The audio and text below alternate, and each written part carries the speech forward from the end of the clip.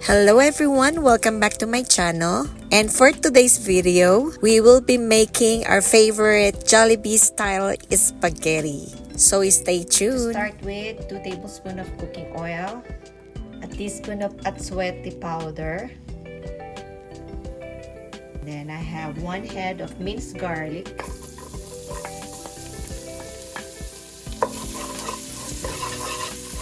Finely chopped onions.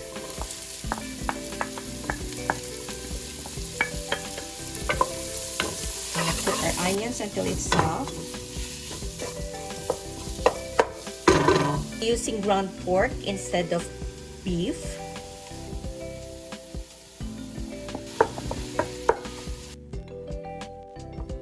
Gonna add 2 tablespoons of fish sauce ng ating patis.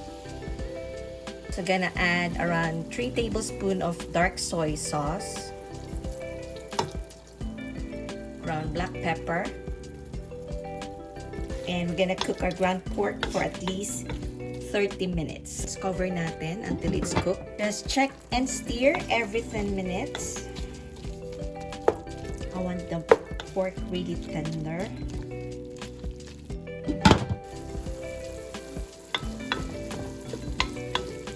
Once our minced pork is tender and cooked na siya talaga, we can add our hot dogs.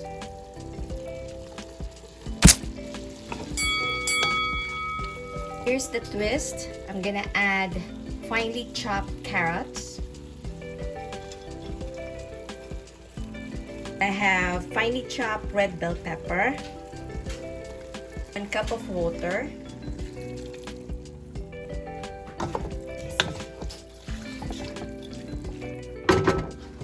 Cover lang natin for another 10 minutes. I have 5 cheese tomato sauce. Add natin 1 bottle. Half cup of water.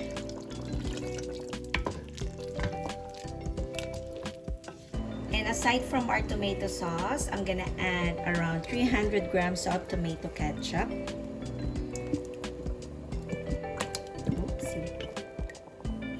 Gonna add some salt and more ground black pepper. And since this recipe is a Filipino style spaghetti, I'm gonna add 3 tablespoons of granulated sugar. You can use brown sugar, it's fine, but I prefer granulated sugar. Of course, hindi mawala ang ating cheddar cheese. Mga 1 cup of cheese.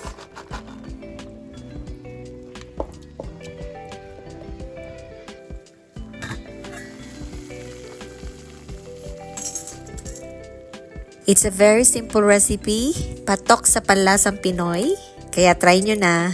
Once again, thank you so much for watching and I hope to see you all soon. Bye for now!